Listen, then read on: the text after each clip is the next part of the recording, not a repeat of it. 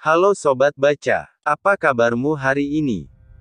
Kalian sudah nonton film Satria Dewa Gatotkaca, apa belum? Setelah melalui proses yang panjang, akhirnya film pembuka Satria Dewa Semesta yang berjudul Satria Dewa Gatotkaca berhasil dirilis pada Kamis lalu tanggal 9 Juni tahun 2022 di seluruh bioskop tanah air. Ada beberapa fakta menarik di balik proses produksi Satria Dewa Gatotkaca, yang perlu kalian ketahui. 1. Direncanakan sebagai film pembuka Satria Dewa Semesta. Seolah tak mau ketinggalan dengan kepopuleran Marvel Cinematic Universe, Indonesia pun juga mulai memiliki jagat film superhero-nya sendiri, yang diberi nama Satria Dewa Semesta.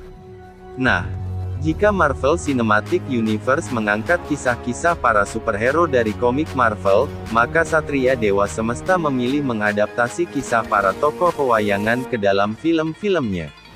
Satria Dewa Gatotkaca sendiri ditunjuk sebagai film pembuka yang akan membuka jalan ke cerita yang jauh lebih luas lagi.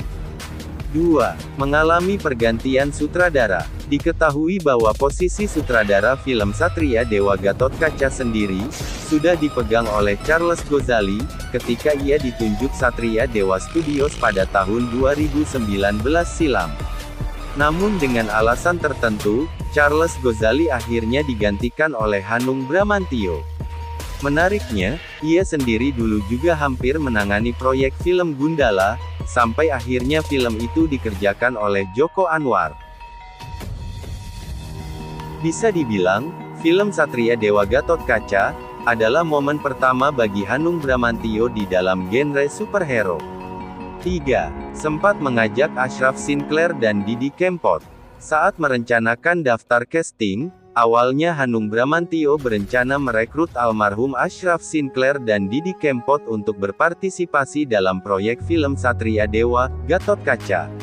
Nama Ashraf Sinclair sendiri bahkan sempat menjadi pilihan pertama Hanung Bramantyo hingga sang sutradara menyempatkan diri untuk membuat janji temu dengan suami dari Bunga Citra Lestari. Sayangnya, sebelum pertemuan itu terrealisasi, Hanung malah mendapat kabar bahwa Ashraf Sinclair telah meninggal dunia pada tanggal 18 Februari tahun 2020. Dwi Sasono sendiri sempat menjadi nominasi pengganti mendiang suami Bunga Citra Lestari. Namun, ia justru terjerat kasus narkoba hingga nama Edward Akbar lah yang resmi masuk. Hal itu juga terjadi pada almarhum Didi Kempot. Menurut sang sutradara, penyanyi legendaris satu ini, awalnya direncanakan menjadi cameo dalam film, di mana beliau akan bernyanyi saat menjelang kedatangan Gatotkaca. Namun, rencana tersebut gagal karena seniman satu ini menghembuskan nafas terakhirnya pada tanggal 5 Mei tahun 2020. Meskipun tak jadi bergabung, Hanung tetap menghormati mereka dengan memasukkan nama-nama tersebut ke dalam kredit scene film Satria Dewa Gatotkaca. 4. Syutingnya dikerjakan di tengah pandemik wabah COVID-19. Hal ini sempat diungkapkan oleh sang produser film Satria Dewa Gatotkaca, Celerina Judisari. Ia mengakui tentang peliknya melakukan syuting film superhero pada saat itu, disebabkan banyak persiapan yang harus dilakukan secara online, membutuhkan berbagai penyesuaian kreatif di lapangan dan juga keterbatasan lokasi yang bisa digunakan. Untungnya, tidak ada satupun kru yang positif virus COVID-19, berkat penerapan protokol kesehatan yang sangat ketat.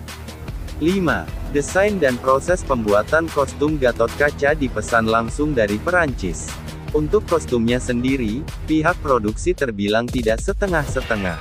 Mereka langsung menggunakan jasa desainer profesional Naitero yang terbiasa menangani kostum superhero barat seperti Daredevil. Tak tanggung-tanggung, harga kostum tersebut bisa mencapai 1 miliar rupiah. Menurut Rizky Nazar, dalam wawancaranya di kanal YouTube milik Mecha Shop, kostum Gatotkaca tersebut didesain untuk mobilitas tinggi dan fleksibel untuk segala macam gerakan.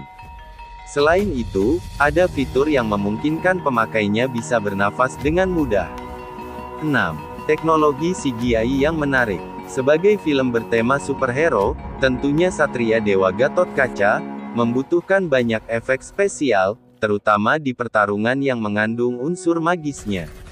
Hal itu tentunya disadari oleh sang sutradara.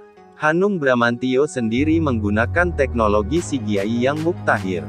Tak tanggung-tanggung, sutradara itu menyebutkan ada sekitar 500 titik yang membutuhkan efek CGI dalam film ini.